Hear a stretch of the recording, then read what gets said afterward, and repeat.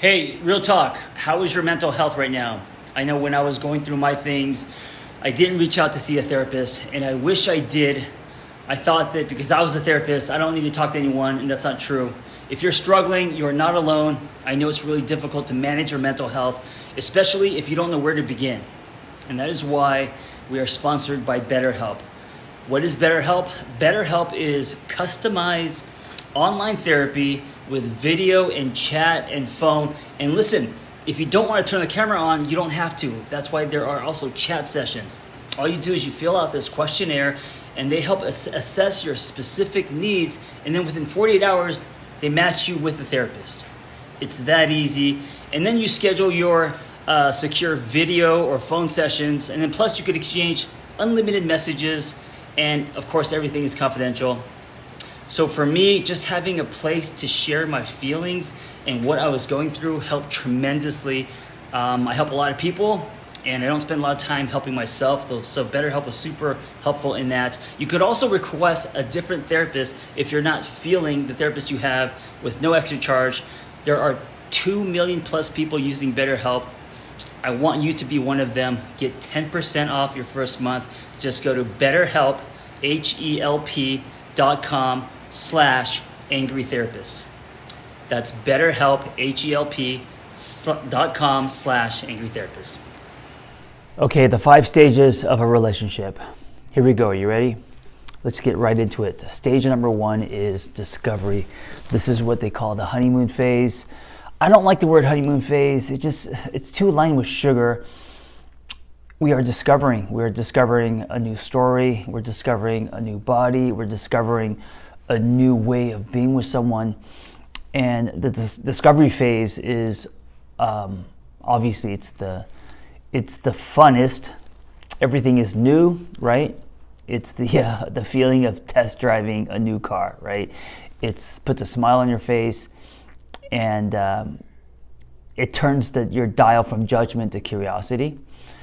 And it's great. It's like the magical summer, right?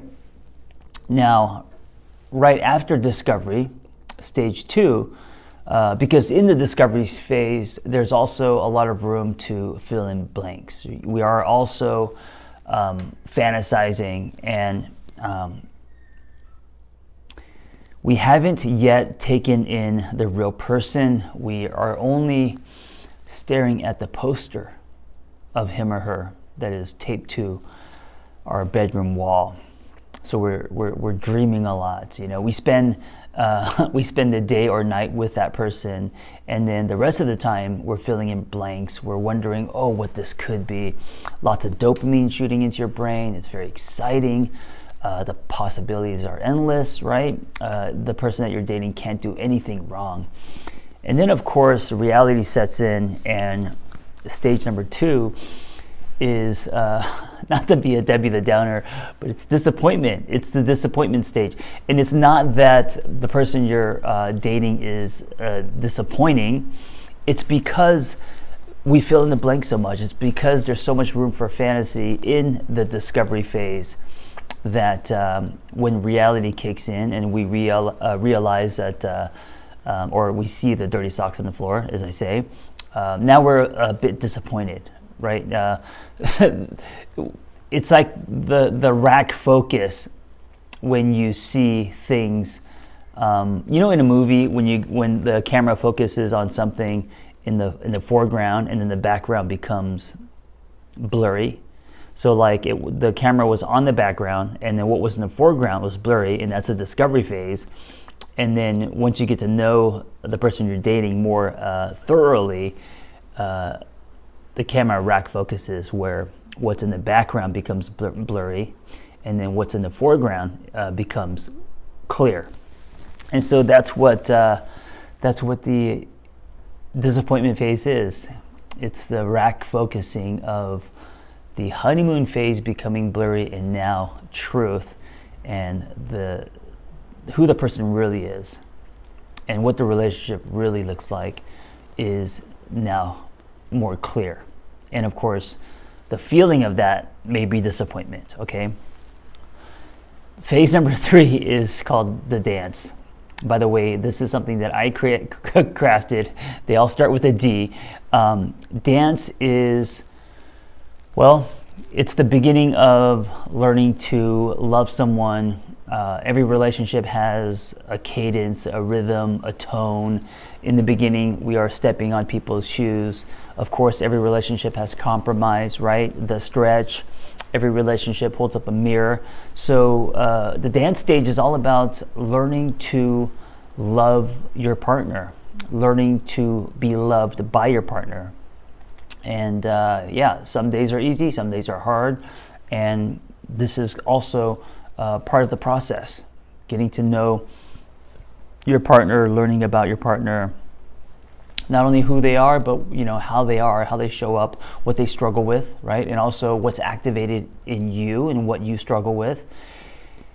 And stage number 4 it's a double D. I might have cheated here. It's development and, It's development and dedication. So development of not only developing the relationship, but also developing oneself. Because when you choose to love someone, there's always going to be a lot of lessons and a lot of looking inward, and it differs depending on the relationship, right? So the relationship that you're in today, what is activated in you and what you're willing to look at is going to be different than, say, the relationship you had, 10 years ago. And that's because you are different, and that's because the person you are choosing to love is different. We bring different things to the table, right? And this is why comparing relationships, it's unfair and it's unhealthy. So, because every relationship is different, and who you were when you chose to love that person and who you are now, very different, right? Very different in who you are and also where you are in your life. Your definitions are different. What you put weight on are different, right? So development of that, developing yourself, developing this love, and also dedication, because relationships are about, assuming that you're in a monogamous relationship, it's about that commitment to that one person. And so there is a dedication, there is an agreement, and there is a commitment, and there is an intention to build something with this person. So it takes a dedication. And then stage number 5 is back to stage number 1. It's discovery. And I think this is where most people drop the ball. People think that you get into a relationship and it is what it is, and you work on it, and the chemistry is baked in, and the whole happily ever after thing. Like, a lot of people believe they just have to find someone who knocks their socks off, and then everything is free flowing, and so then they put all the weight on the intensity and the chemistry and the spark, thinking that is going to carry a relationship. And it's misleading, because sometimes the excitement, the chemistry, the spark, the lightning in the bottle, as we call it, can be dysfunction. And sometimes a healthy relationship isn't so exciting. And so if you are measuring the duration of this relationship, or how strong this relationship is going to be based on the chemistry, that's inaccurate. You're measuring the wrong thing. And so the discovery phase, which is phase number 1 and also phase number 5, or stage, this is imperative because you are rediscovering your partner.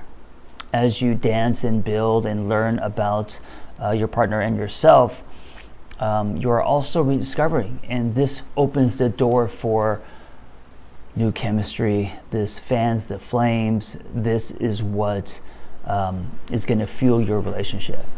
Discovering something new about your partner, discovering anything, whether it is who they are, how they're changing, something new about their story.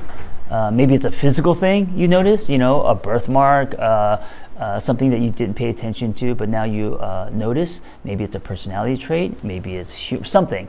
And this discovery is what renews the relationship. And I think that if you are not constantly rediscovering your partner, you are running the risk of this relationship becoming kind of stale, and you're running the risk of people drifting.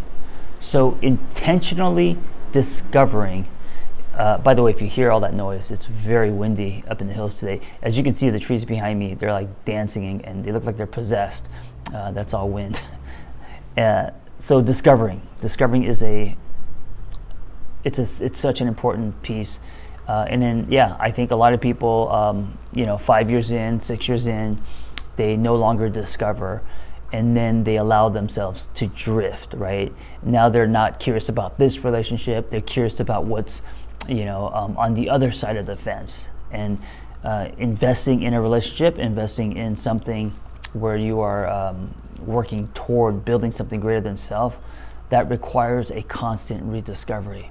So that is number 5. Ask yourself what stage you're in, and ask yourself what these stages look like. Discovery, the disappointment, what you do with that disappointment, the dance, the development / dedication, and of course, rediscovering your partner. What does that look like? What does that look like in action? What does that look like in intention? What do you need to do to commit to these stages to build something that is sustainable, and most importantly, new and different? So you recondition your body to believe that there's something different, and then you give yourself new definitions of love.